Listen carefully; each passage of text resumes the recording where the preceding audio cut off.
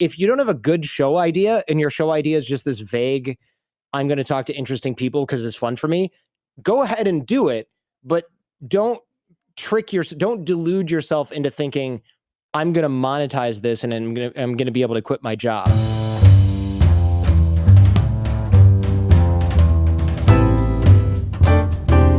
All right, I'm here with Jordan Harbinger. Jordan, you are the host of the Jordan Harbinger Show. Your podcast was Best of 2018 by Apple, and you've quickly grown to over 6 million downloads per month while interviewing people like Kobe Bryant, Malcolm Gladwell, Chelsea Handler, Neil deGrasse Tyson. You are, at least like sometimes I go to podcast movie, you're like podcast royalty. You are the podcaster OGs. Yeah, it's kind of funny. I mean, there was no such thing as the podcasting industry when I started, really. There was like a couple of small, basically hobby businesses that later evolved into hosting companies, but there were no networks to be had. There was nothing like that. There wasn't even YouTube. So nobody was thinking about repurposing content. Where? For what? Twitter? I mean, there was nothing that was going to happen.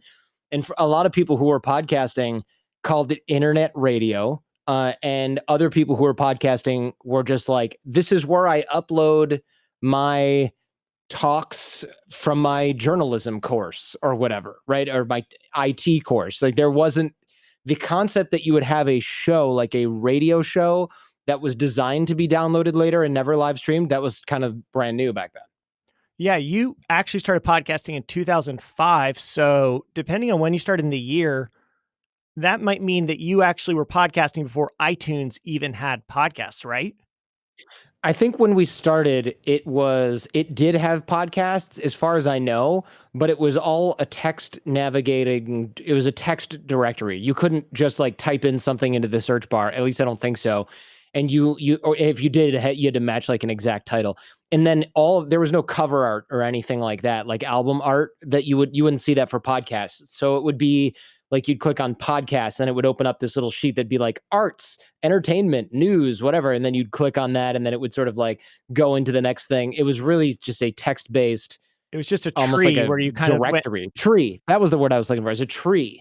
And you'd have to dig 7 categories deep in the tree. And I don't even know if there were rankings or anything like that back then. There was just a list of available shows. And there were like 5 in the category that I was in. 5. That's incredible. And you've actually got some super interesting stories of when you launched. You weren't on a hosting platform because there was pretty much nobody around. You were doing this all yourself on like a FTP server. Yeah, we had a shared GoDaddy server that was like a virtual server, which was probably, like a 486 or something like that, or quad core or whatever it was back then. And I remembered like the downloads were slow because the internet was slow and most people still had dial-up anyway. And, we just put our files up there on what was essentially a web server. That we didn't have CDN hosting platforms or anything like that. We would just put it up on the same server where we'd be running, I guess it was WordPress even back then, or whatever was it WordPress? Whatever it was back then. And then you just link the MP3s and the MP3 files would be in the same directory as like all the images for your website. That's crazy. Yeah, it was wild. And people would be like, hey, this is going really slow for me. And you'd be like, oh, I'm kind of out of bandwidth. It's the end of the month. Try in 3 days. Oh my gosh, that's awesome. I definitely remember those old days of downloading podcasts and you're putting them onto your iPod and then you go out and you listen to them for a while. And it was definitely just a different world because if people listen to podcasts, which almost nobody did, it was like the same 3 podcasts that you were listening to at the same time. Yeah, pretty much. Yeah, there were so many people that told us, well, first of all, nobody knew what podcasts were. And then it was like people listened to something with tech and then they'd have like 1 or 2 other shows. And there were a lot of like gimmicky video podcasts back then too, with people making drinks or like Ask a Ninja, where there's like some guy in a ninja suit just filming himself in his garage or whatever. And he would give ninja answers to whatever question. And it was just bizarre because like that was huge, right? And I remember hearing that guy had gotten like thousands of downloads and I was like mind blowing. Oh my gosh, that's amazing. But like, I don't think anybody sponsored it or anything. It just kind of slowly died, Yeah, I've totally forgot the days of where it was like cool to talk about ninjas and pirates and the early 2000s. So you've seen podcasting grow from when you started like 1,000 podcasts to now we are at like 1.5 million. And I know a lot of our audience are new podcasters or people who are just about to launch a podcast. Is there still space for these people? Yeah, I think that there is because look, everything starts off hyper niche. The Jordan Harbinger show is not very niche anymore. One week I have like a mafia enforcer, and the next week I've got some retired general who's talking about cybersecurity and cyber warfare. And then the week after that, I've got somebody talking about election interference. And then the week after that, I've got celebrity on of some kind. So it's very much a variety show.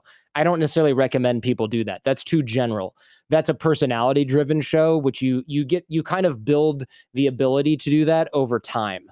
Right. Mhm. So like that's the same reason I named it the Jordan Harbinger show. People go, "Oh, you should have named it something descriptive."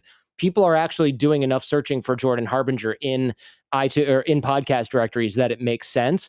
But if you're just starting out, you shouldn't have the John Doe show because no one's really searching for that. You should have the indoor interior decorator show or whatever it is that it's about and that's what you should generally stick to doing. So yeah, there's 1.5 million podcasts, but there's probably only a handful about pickling vegetables or beekeeping or whatever. Exactly. And you can compete in those niches. So how would you tell people to pick a topic? Because you started out in a niche where you were kind of doing just like relationship advice and you were kind of talking about psychology and talking to people and networking. And then you rebranded from the old show to the Jordan Harbinger show. How did you decide to make that move? And like, how can people kind of follow that and when they are trying to pick their own topic? Yeah, picking a topic was tough. Early on, I was actually teaching a course about networking and I kept having new people show up and I was like, all right, I need a way to get them the old lectures basically. But I'm not in a classroom where these can be filmed. I don't have any resources for that.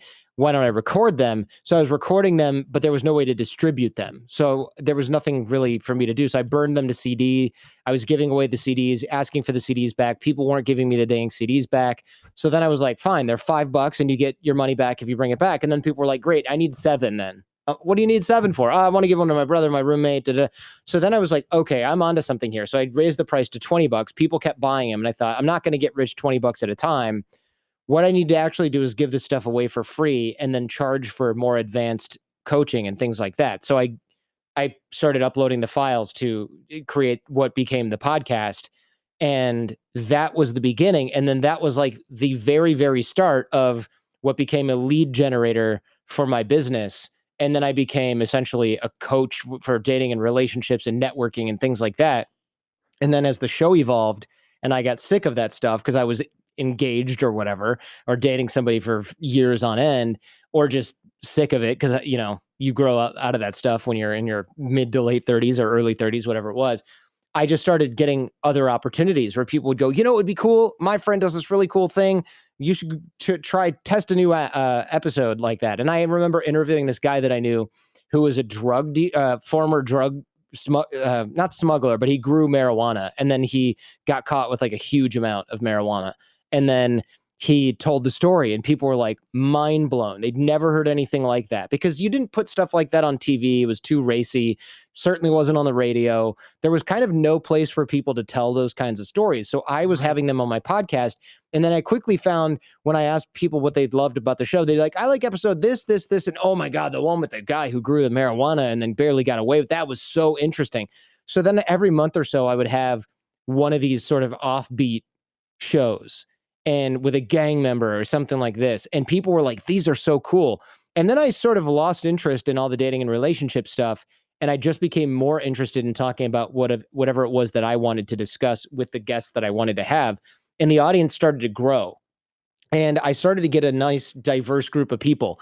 And I kind of lost 10 or 15% of people too, because they were like, oh, this used to be about dating. And now it's like kind of a potpourri, and I'm not really into that. But I noticed that far more people were like, hey, this is really interesting now that you have just more going on. Because sometimes I don't want to hear about dating, relationships, networking. I'm just kind of in for whatever you want to do. Surprise me, Jordan. And then it was Right. like, okay, now I've earned the right. I've got enough interview skill at that point, a few years in where I can I can find interesting people using the networking skills that I'm teaching. Like I still teach on the Jordan Harbinger show. So finding people and then getting them to open up and tell their story, that alone was a skill. So I was like, this is a perfect medium for this. And now we find that to be true with podcasts in general, right? People love telling stories and getting stories out there. Back then, there just kind of wasn't a place where you could hear a drug dealer candidly tell his story, because you might get something on TV and then they Right. black out their face. But with podcasting, I'm like, I'm just recording your voice. And they're like, well, in that case, let me tell you about being a cartel hitman. You're never going to find me. I'm not even telling you my real name. So I'd get stories like that and people would just share them. And I realized my audience was going way up. And then when I would hit those same new people with dating and relationships advice, they were like, whoa, that's really interesting. How do I buy your products and services? So that became a really good lead gen source. And I did that for years and made a lot of money doing it. But then I kind of realized I'm not just doing this for lead gen. Lead gen is like the least favorite part. Sales, marketing these courses, doing all these workshops. That's actually the part that I like the least. I really like doing the lead gen. And then my partners and I slowly grew apart up and until I was like, hey, I really just want to leave. And then we had a split and I started the Jordan Harbinger show basically from scratch, but not really, because I had my network, my skills, my guest roster, things like that. So now I'm unchained, I'm unplugged, no strings attached. I love where you're talking about it was always to serve a purpose that you got into Hmm. podcasting.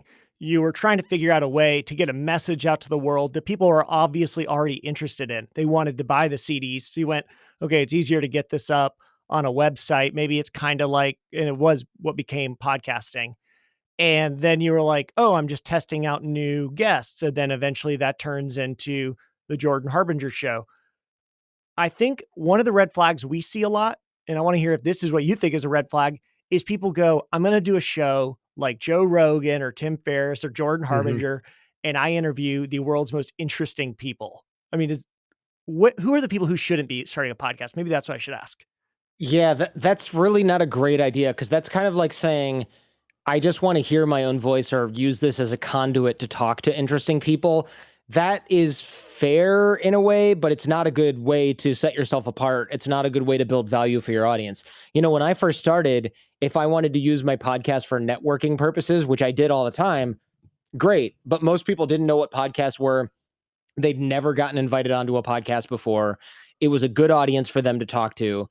Now you got people with 19 downloads an episode, and bless them, you got to start somewhere. But they're going and trying to pitch celebrities and authors, and they're like, I have 4,000 downloads, or 30,000 downloads, and they don't tell you it's 30,000 downloads over 3 years, right? They tell you. So there's all this sort of misleading data, and they're not thinking my listeners are going to love this. They're thinking I'm going to get a killer selfie for the gram Yep. when I meet up with some sort of, Dwayne Wade or whatever. And that wastes a lot of people's time and sours them on this. And it also doesn't really do anything for you, because people think, oh, I'm doing great networking with my podcast. But if people don't have a good experience with you, or have a mediocre experience, or you commoditize yourself by asking all the same questions they've heard everywhere else, that person doesn't remember you. They don't have a great experience. So if you don't have a good show idea, and your show idea is just this vague, I'm going to talk to interesting people because it's fun for me, go ahead and do it. But don't don't delude yourself into thinking I'm going to monetize this and I'm going to be able to quit my job. You may do that, but it will take you 7 or 8 years at least. Um, the first 7 years that I did the podcast, I don't think we had any ads. Really? In fact, I think the first 8 years, and some of that was a function of there just not being any money in podcast ads, period. Now, though, you still need something like 5,000 to 10,000 downloads an episode before even those like automated platforms will really put an ad on your show, because it's just too much work for them to monitor any other way. And bear in mind, this is no secret to your audience probably, but you're getting $25 CPM, and Right. that's gross. So that's like what you share with the person who sold the ad, right? So if you're getting $25, let's call it you're probably getting 15. So you're getting $15. You need 10,000 listeners to get $150 for that ad. You're not quitting. First of all, 10,000 is a lot more people than it sounds like. It's not like getting 10,000 Instagram followers. That could take you years. Most people never even come close to that. The top 1% have 30,000 listener downloads per episode, I think, is the top 1%. And so let's say you have 30,000, you're in the top 1%. Now you're getting $450 an ad. If you're releasing a weekly show, you're not even probably paying your mortgage Depends on where you live. You're probably paying your mortgage. That's great. But you're in the top 1%. Right. Imagine being in the top 1% of basketball players. You're making millions of dollars in the NBA. You're in the top 1% of attorneys. You're making a huge amount of money as a partner at a major firm. So you have to be in the top 1% of podcasting to like Break even to break cover your even. hosting Yeah. fees. Cover the hosting fees and forget about having a co-host, and forget about like going out to eat more than once in a blue moon. Like this is not a way to make a living very much in the beginning. I don't want to discourage people. I just want people to be realistic because I think a lot of people look at Joe Rogan and go, "Oh my God, $100 million Spotify deal. How hard can it be? He just smokes pot and talks to people. I can do that." I smoke That's pot not and quite what's talk to happening people. there. Right. Yeah. Yeah. Like that's not quite what's going on there? All right. So I love you're already starting to kind of hint towards this. Growing a podcast to the level that you're at is remarkable. Most people are not even within two standard deviations of this. I mean, you are way at this tip and you're 6 million downloads a month. What should people be thinking about? I mean, I'd love to hear like what are your growth strategies? What have you done to grow the Jordan Harbinger show? So I've done everything that you can possibly imagine. I tried social ads; they don't convert very well. You end up paying a lot Yep. for like a click that maybe the person subscribes, or maybe they don't even download anything. They just go, "Oh, that tried to open, I don't know, this podcasting app on my phone. Ugh, close." Right? Yep. That's not what you want. Um, I've tried going on a bunch of other shows. That works. Going on as many shows as possible, but it's also not scalable, right? Like if I'm going on a show, let's say I get 100 new listeners every time I go on a show that has over 10,000 new listeners. I've got to go on a show that's in the top, let's say 5% of podcasts in terms of size. I've got to do that how often to get 100 new listeners? I'd have to do that like twice a day to Right. get reasonable growth of my show. That's really, really, really, really tough. It's not possible, period. It's just not. And also you run out of shows that are willing to interview people after a couple of weeks at that rate because, the logistics of hiring. So the thing I've really settled on right now, and this is not for necessarily like beginners, the thing I've settled on right now is advertising on other podcasts. That's what I've been Mm. doing. I wouldn't say I started an agency, but I have a couple of big clients that are interested in growing their show. But you do need a budget of like $10,000 a month to really move the needle in a way that makes sense to have somebody like me help you. But I use products like Chartable to track attribution. I buy and I negotiate bulk rates on networks for my clients because if everybody spends big, then you can get the CPMs down really low. That's how agencies work. So I've started doing that. And at large scale, I realized, oh my gosh, if you get the CPM down low enough, you can get 300, 400 new listeners per day. And if you get enough impressions going, then you start to see a real snowball effect. And nobody else is really doing this, right? Like that's some of the ways that I do that is quote unquote trade secret, but it's not rocket science. I'll tell you. It's been very tough to get it going. The tools are really rudimentary.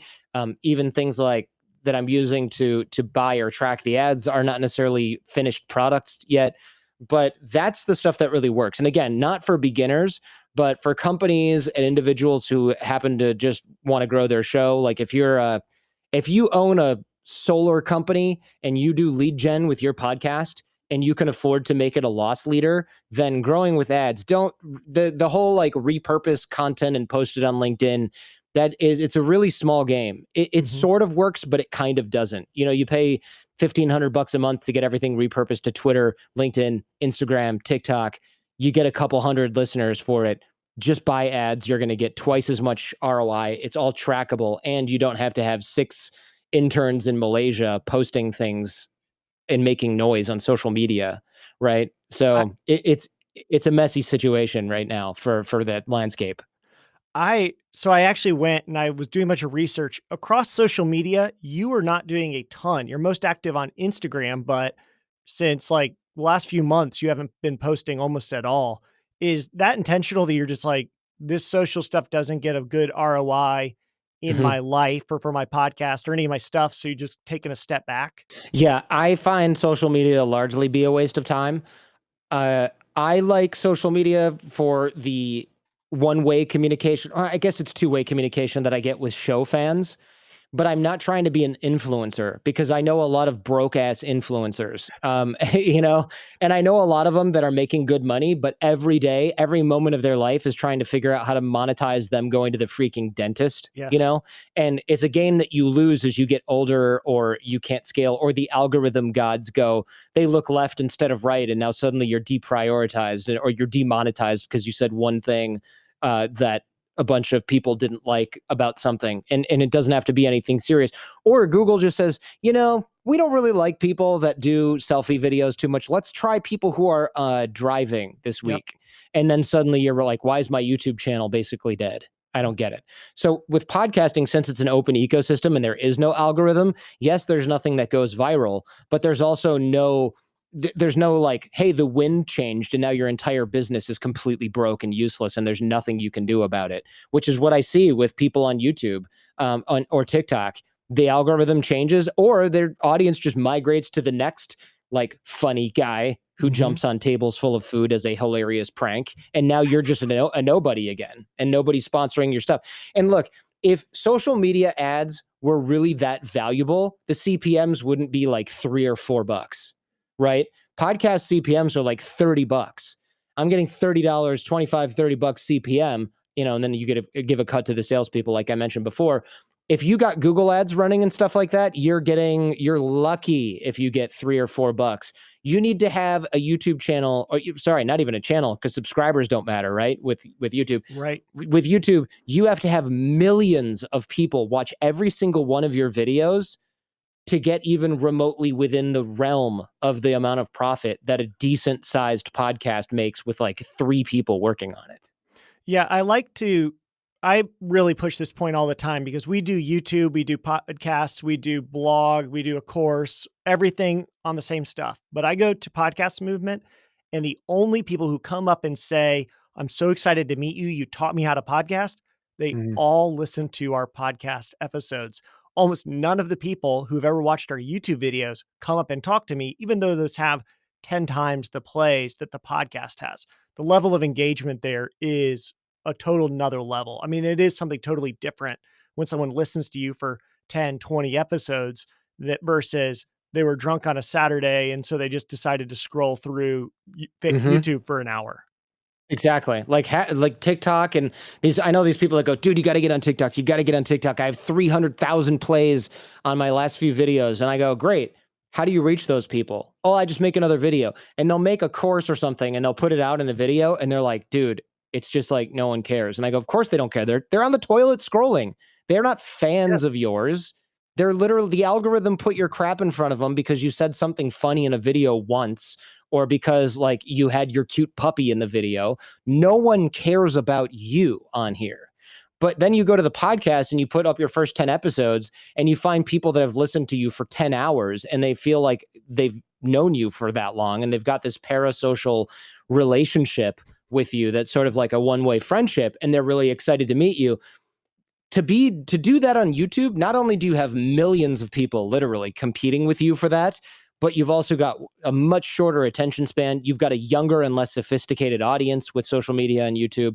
And for a show Well, like the Jordan Harbinger show, broker audience. For a show like the Jordan Harbinger show, I've got educated, affluent professionals. You know, I talk about global affairs, world events. I've got great stories on there. I've got neuroscientists and psychologists.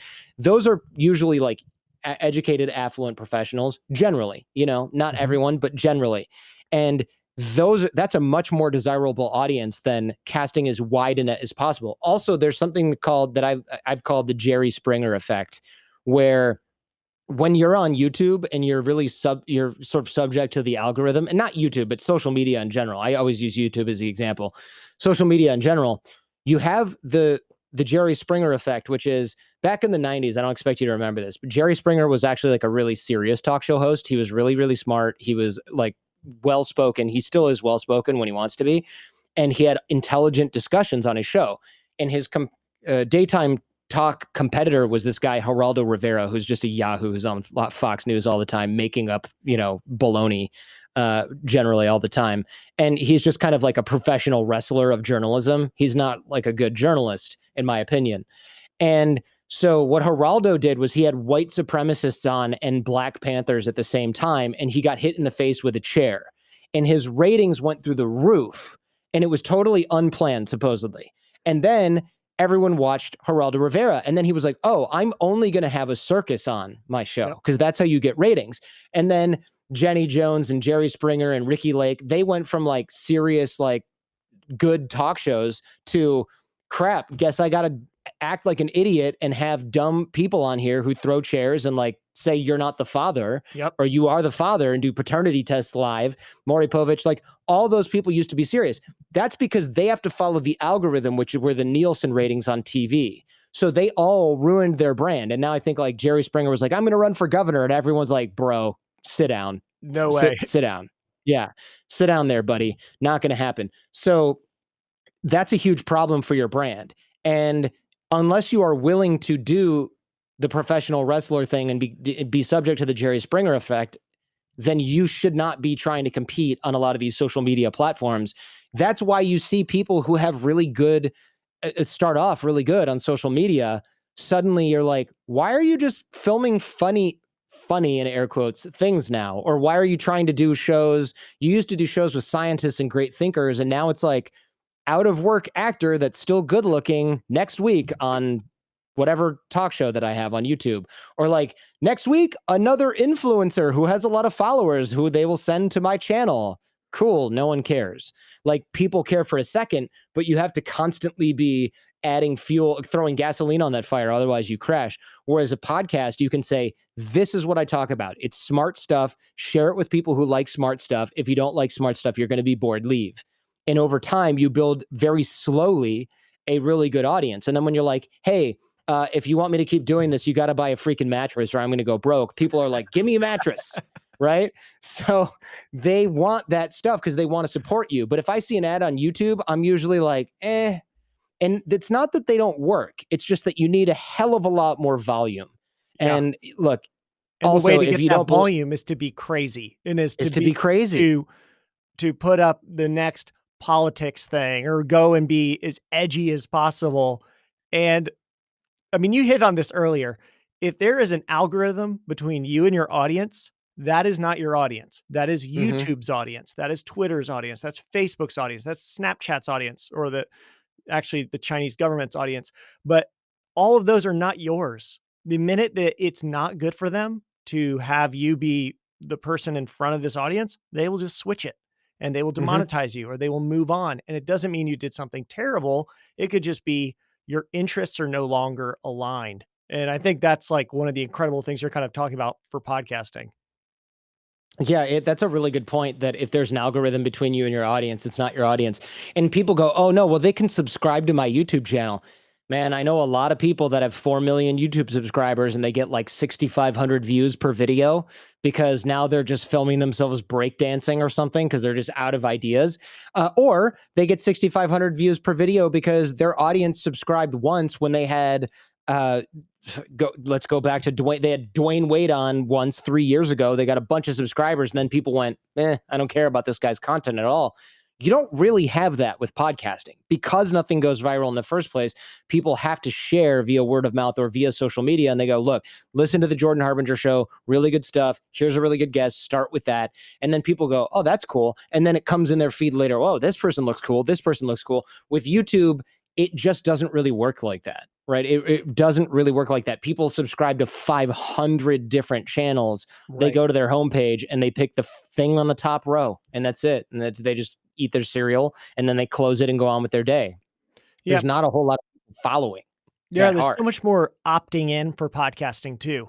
I'm going, hey, I'm going to go for a run. I mean, I did this today. I'm going to go for a run. So I'm going to listen to the Jordan Harbinger show and I download a specific episode. I'm excited about it. And I go for the run and I listen to the whole thing versus the alternative, which is like, I'm just sitting around and I have nothing to do. I guess whatever YouTube sticks in front of my face is what I will get into. Exactly. And it's the same thing with TikTok. It's the same thing with Instagram. That's why I don't really mess with it. Like I don't read my Twitter feed. I read my DMs. I don't look at my Instagram feed. I read my DMs. I don't look at my LinkedIn feed. I read my DMs. There are places where fans can reach me and people go, oh, you're missing out. And I go, look, man, show me the top of your funnel. Okay. You have 10 million followers on all these platforms. Great. Why is your show smaller than mine? Oh, because they don't want to go and listen to your podcast. Why? Because they don't really care enough to consume it. Right. They don't. You have like a very shallow audience that these people won't go and buy your book when you release it. They're not going to buy your course in high numbers anyway when you release it because they're casual followers. Mhm. Yeah, there's that great, Kevin Kelly article, 1,000 True Fans, Right. all about all you need online is truly 1,000 people who truly care about you, and just take those people, and if you can monetize them well and they actually care a lot, you actually have a career. And it's just a totally different world when you go, "Hey, let's go on social media. I'll get millions. I'll monetize people to the tune of 0.01 cent, and then maybe I'll have a career." And it really the math doesn't work out as well. Um, No, it doesn't. And additionally, then look at how many times social media platforms have changed since podcasting started, which podcast builds brick by brick, year by year. Okay, Instagram took over from what? I don't even know. Facebook, which took over from Friendster, which took over from uh, I was on MySpace. MySpace or MySpace, not Friendster. Friendster came before MySpace, right? So people migrate and then those things die. And now you've got all these other, now you've got TikTok. And so they're trying to compete with them. But like these things sort of come and go. Podcasting doesn't do that. And people might be going, oh, it's only a matter of time. No, not really. It's an open ecosystem. It's not an app. So people can't, some rich billionaire can't make one decision that screws the whole thing up or change the UI for everyone. And people go, I don't really like this. And like, remember when everyone's like, you better be on Snapchat. There were Snapchat influencers. Literally no one talks about it anymore. If it even exists still, no one talks about it. So if you spent 3 years building your Snapchat following, you're totally screwed right now. If you'd spent that time building your podcast, and that's why I only focus on the podcast. I just focus on there. Yes, if I hired 20 people, I could hit every channel. Cool. Then my run rate's $200,000 a month because I've got to buy ads and have managers on each channel. Cool. To then do what? Monetize at 1% of the amount that podcasting can be monetized? No. Focus on podcasting. When you're digging for gold in the mountainside and you find a bunch of like other rocks, you don't go, hey, dude, I found a whole lot of quartz down here. We should grab this too. No, you just get the freaking gold and the other stuff, you throw it down the side of the mountain, right? Like you don't grab that other stuff. So I'm only going for the gold. Podcasting is where the money is. I'm not trying to get more TikTok followers. It's a vanity metric and I don't care. One of the other things that you have done, and I wonder if this is like an intentional growth strategy or if you even think this works. A lot of times people say the way to grow is by getting big guests on your podcast. And so they kind of just shoot their shot and they send out emails because they know that like Seth Godin reads all his emails. So they like send it, like spam everybody. Have you seen like you've landed guests like Kobe Bryant, Malcolm Gladwell, Chelsea Handler, Neil deGrasse Tyson. You just had General H.R. McMaster on the show. All of them, like, do you see them bringing in a new audience? And then if they do the audience stay? No, they don't bring in a new audience. And with certain types of people, they might bring in some audience, but no, they generally don't stay. Like when I had Kobe Bryant on, I got a whole spike, but it's only like a 10 or 15% spike. But a lot of those people, that's the only thing they ever listened to. And they Right. did it because they love Kobe. And somebody's like, dude, really good Kobe interview on the Jordan Harbinger show. You got to check it out. Right. Or it comes up in some search for something else because they're like, oh my God, this guy interviewed Kobe. I was just doing a report on him or whatever. That audience, very few stick around. So whenever I see people go like, oh, stand on the shoulders of giants, bring in all these great people, and then people will see you and then you'll have credibility and then they'll stick with your show. It's just not really realistic. You can do that on other forms of social media. Like if you're a YouTuber and you do a collab, you show up in search results and things like that. And you've got all these other people that like they promote you. Kobe Bryant's not going to share your crap. General McMaster's not going to share your crap. Howie Mandel's not going to share your crap. It's pointless. Plus, you can so tell when podcasters are doing something where they're like, okay, I just got to kind of like crap out this interview with, I don't even know, Chelsea Handler, right? Because then I'll get all these followers. They're not interested. They don't know much about her. They just Googled some stuff. They're mailing it in. You have to go with what you're interested in and what your audience is interested in. The idea that you're going to have all these high-end people on and they're going to grow your show is delusional. It really is. The only time that would work is if you are exceptionally well connected. Like Dax Shepard is a good talk show host. He runs a good show, but also all his friends on his show are like these A-list amazing folks. So he's got millions of people or whatever it is listening to his podcast. But that's because he can call Ellen DeGeneres, he can call Michelle Obama, he can call all these super famous people to be on his show. Okay, fine. They're probably getting a bunch of search traffic. They're probably maybe even sharing it. That's great. I'm sure he's building his audience that way. That's not going to happen for you. Don't count on that. You're not even going to have, you could interview a dentist in your area and they'd be like, I guess I'll tweet it, but it's annoying, right? Yep. It's not really going to grow your show. And even when it does, the vast majority of those people who listen for one particular guest, they don't care about you. They're going to bounce. So I feel like I know the answer, but for you going ahead and putting together like a headliner or a wave or a Buzzsprout visual soundbite, that's not even worth it. You wouldn't put that together and send it to them. You just say they're probably not going to share it and just move on. If I posted on like LinkedIn, which is the only platform that we've just started testing recently, just posting stuff on there because it does get decent engagement because people are willing to sit down and listen to something because it's LinkedIn, it's more professional than just doom scrolling.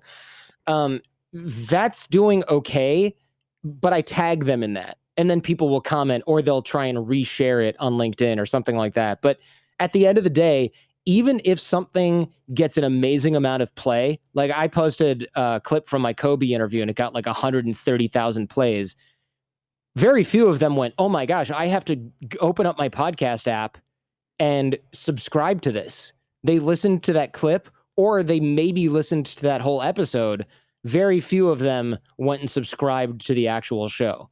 On the other hand, when I go on another podcast, people go and find the show, they download 5 episodes that they're into, and then they listen and they go, God, I'm so glad I found this. This is really great.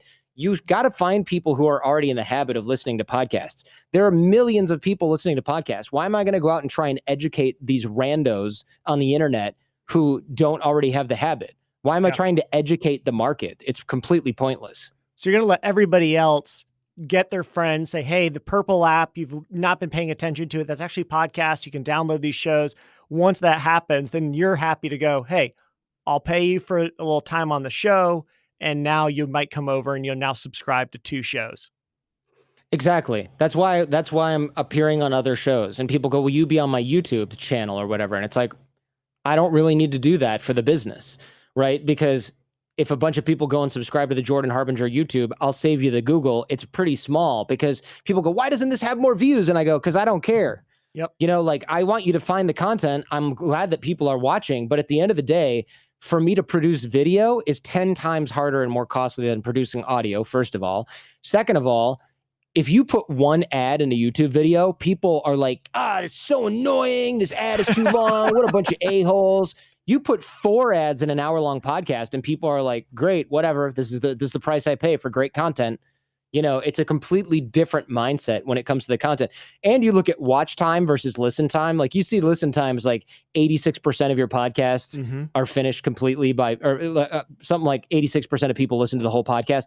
You look at YouTube, I mean, good watch time is like 2.5 minutes or something like that, I think. And I remember seeing my stats from my channel manager. He goes, your listening time or your watch time is 18 minutes. And I was like, oh, that's awful. My videos are like 40 minutes long. And he goes, are you kidding? That's like 9 times the average watch time of a YouTube video. And I went, oh, so this is good. And he's like, yeah, it's really good. It means a lot of people are watching the whole thing.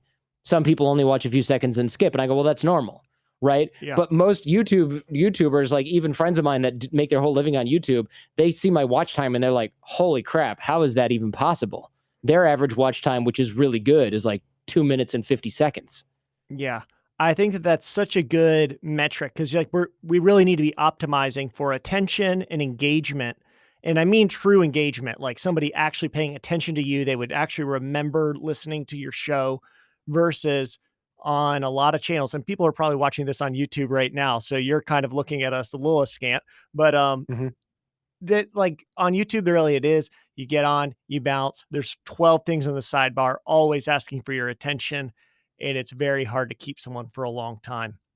If I can I shift gears for a second and just kind of pick your brain about interview skills?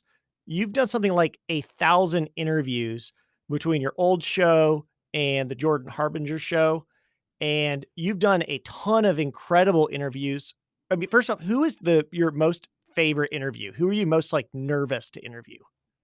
It's always really tough. I mean, I'm never really nervous like beforehand. I shouldn't say never. Rarely am I nervous about the person. I'm always nervous about the tech. Right? It's always like, oh, is this going to crash? Is this going to be unstable? Did they remember to bring their microphone? Why aren't their headphones working? That's the stuff that makes me nervous. But, if I got Malcolm Gladwell on there, I'm not nervous during, really. I mean, I'm ready. So it's hard to say. I've had Mark Cuban, Kevin Systrom, founder of Instagram, Kobe, Ray Dalio. I just interviewed Steven Schwartzman from Blackstone. I've got a lot of really amazing folks coming up. I've had a lot of really amazing folks in the past. I think one of the things that maybe makes me okay at interviews is that I don't really get nervous because I don't care about celebrities at all.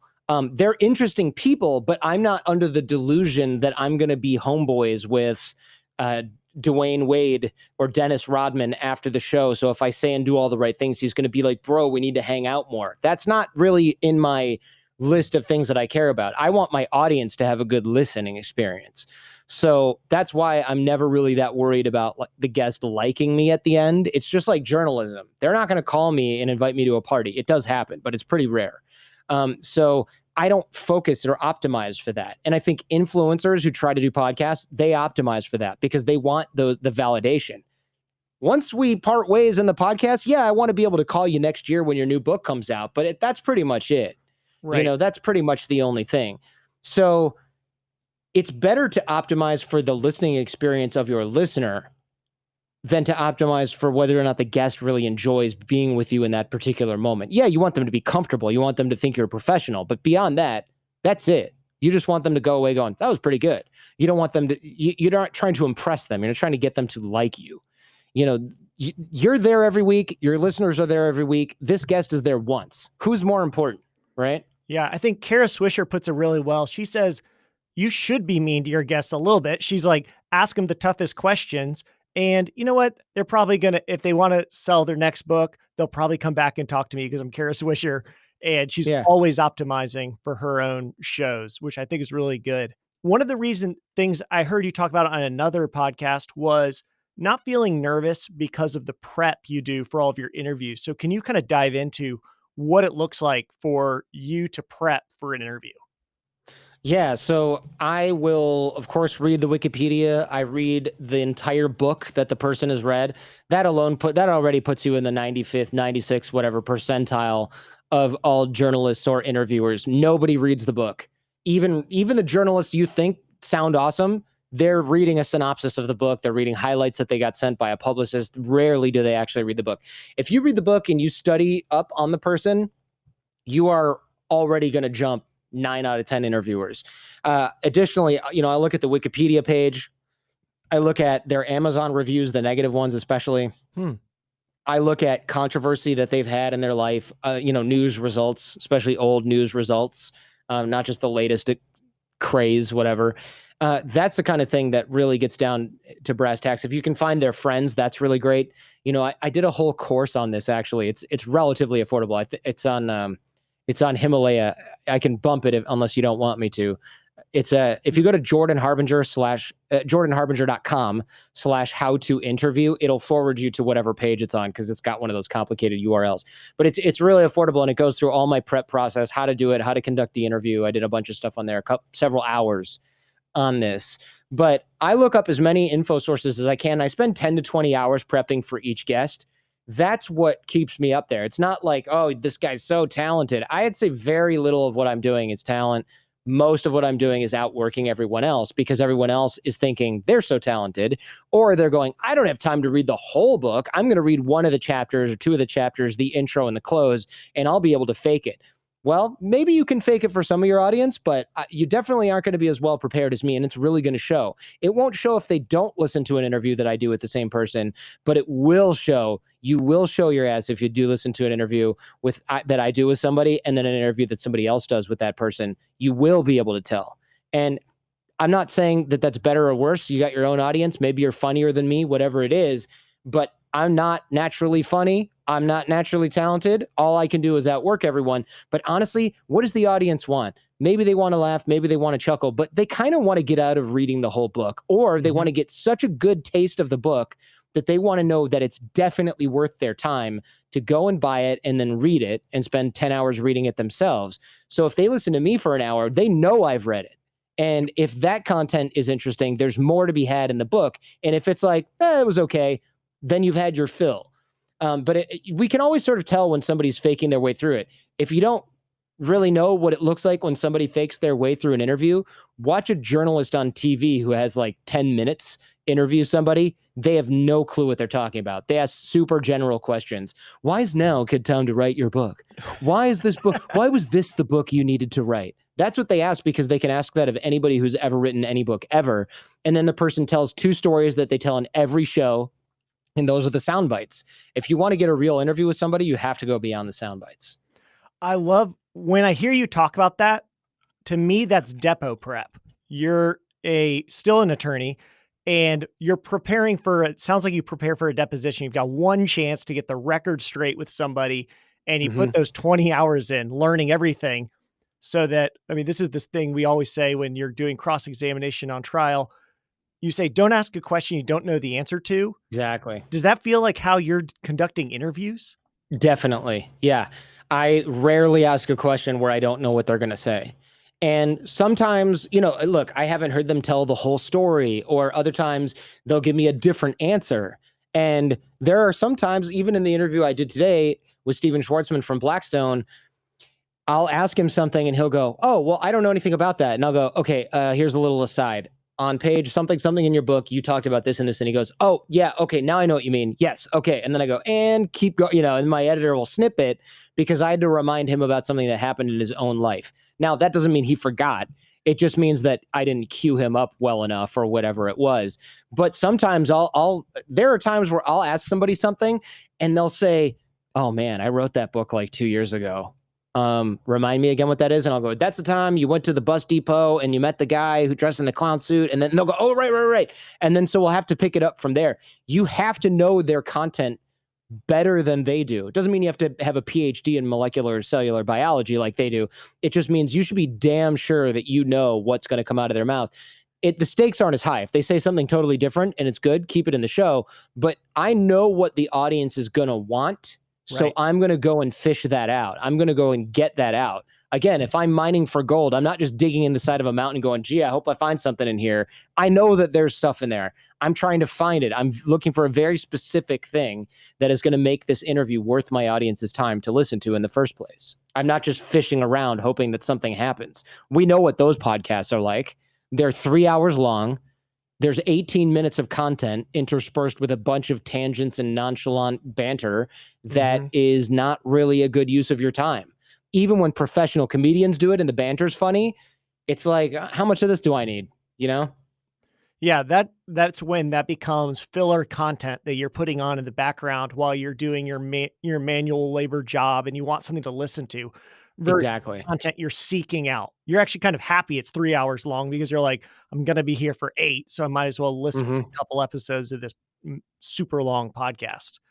Exactly. Yeah. And like that has its place, but if you think you're just going to go ahead and do that, great. Now you're competing against people. Well, now you're competing against Joe Rogan. Okay, Right. when you can do a better job than him, then you can do a 3-hour-long show about nothing. Yeah. But until then, you're going to play second fiddle, and you're always going to, you're a commodity. How many ways are there to fill 3 hours of your day? Infinite.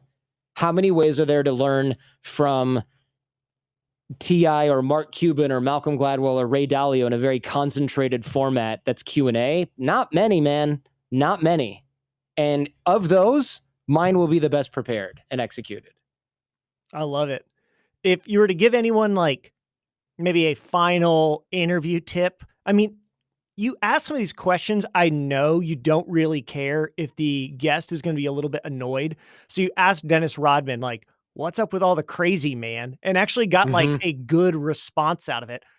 Yeah. How do you prep those questions? Like, do you ever feel nervous that you're going to like annoy a guest enough that it's over? Not really, because again, I don't care if they like me. And also, it looks so bad when somebody walks out of an interview. Also, I do plan those questions in. So Right. yes, maybe the first thing I thought of when I was going to interview Dennis Rodman was what's up with all the crazy, man. But I probably didn't start there. And even if that question was early on in the interview, I probably like went downstairs, had lunch with the guy first, chatted about nothing, chopped it up with his team a little bit, got an introduction in the first place through a buddy, and then sat him down, had a Diet Coke, and then said, all right, let's roll. And then went, okay, so the question that's on everybody's mind, what's up with all the crazy, man? And he probably just I don't remember it, but he probably just started laughing or something like that. Exactly. That's because he didn't step off the elevator, sit down and go, okay, are we doing this? And then I go, why are you such a weirdo? Right? That's not a good way. I built rapport with him first. There's other things where I'll ask a guest, and it might be the first question I thought of, but I put it towards the end of the show because I go, I need him to sort of like trust me before asking him this, or I'm going to get a garbage blow off answer, or they're just going to go, oh, is it going to be one of those? You don't want that. So it's all in how you structure the interview, but you develop rapport with the guests. They trust you to do the right thing. Again, being trusted and liked, not the same thing. Being trusted to do your job well, be professional, represent them well. That's one thing. That is completely independent of whether or not they like you. And you shouldn't care if they like you. You should care if they trust you. Man, I think that's really good. Example, though, from your Dennis Rodman interview, you started out by asking him, hey, you're a unique person. I see a lot of people are trying to be more true to themselves. You were doing this in the 90s, though, and it was not as common. And you brought it out as a very, like, you were true to yourself. That's a positive. Got that going. And then asked the question everyone wants to ask in the way everyone wants to ask it. And so with that context, he knew you weren't just hating on him. You were saying, you're actually interesting. Exactly. Yeah. Like there are ways to massage questions that are more awkward into something that is more palatable. You have to be careful. Like, you don't want to turn it up too much. I heard an interview with Matthew McConaughey, and this woman was like, you're so beautiful. Oh my God. And I just thought I turned it off because I go, you have no idea what you're doing. You've alienated him. He already feels weird. You're making it weird. You're just kissing his ass. There's never going to be any content in here. You're not going to challenge him on anything. All you know is that he's hot and you can't control yourself. I'm out. Click delete. Oh, man. Well, I want to be respectful of your time because I know we only had you for an hour. Can I ask one final question? If somebody was a new podcaster, what is the one piece of advice you want to give them? If they're starting a podcast today, they're not already famous, they're not going to have access to big guests, they don't have a big budget. What would you tell them about starting a podcast? Just work on your skills for the first few years. Don't try and look at it as a business. Don't try and worry about monetizing it. That all comes years later. You need a huge audience to be able to do that. Treat this as a hobby. The best way to ruin a hobby is to try and monetize it and turn it into a job or a career or a side hustle. Just do this if you enjoy doing it and work on your skills for the sake of getting better at your craft. Then you will find yourself in a position to monetize it. Everybody who tries to monetize early ends up trying to figure out hacks, and they end up monetizing too early, ruining the product, getting sick of not making any progress and not making any money, and they quit. A lot of people won't listen to this advice. That's fine. Those are the people that are going to quit. But the people who are really going to stick with this, that you start off just doing it because you like it. And then one day somebody says, hey, you could probably get an advertiser and it would pay for your hosting bill and maybe the drinks you have every week on your show. And you go, oh, that's cool. And then your show grows and grows and grows. And then you go, hey, like this kind of pays for my vacation money now. Yeah. And then you go, maybe I'll do this other, and then it grows slowly. People who try and turn it into a business right away, it's pretty much universally a disaster.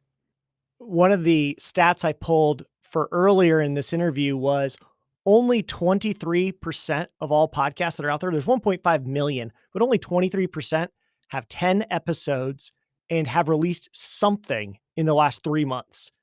So, we think of this massive world of podcasting, but it's actually a ton smaller when you get people who are willing to stick with this for 2.5 months and just consistently put out episodes. If you do that, you're in the top quarter of people. And if you do that for a few years, a lot of great things can come your way. Yeah, think about how low that bar is. Just not quitting in under 90 days or whatever it is, right? When you're releasing one a week. Just don't quit within the first 3 months of doing something. If you tell somebody that's advice for any other thing, they're like, I want my money back from your coaching. How do I get better at soccer? Just don't quit within the first 3 months. Okay, dude, I'm out. Give me my money.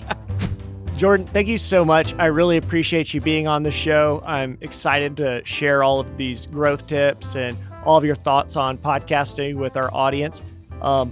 Hopefully we'll maybe get to catch up with you again sometime when this COVID thing is over and we're back in person. Looking forward to it. Thanks for the opportunity.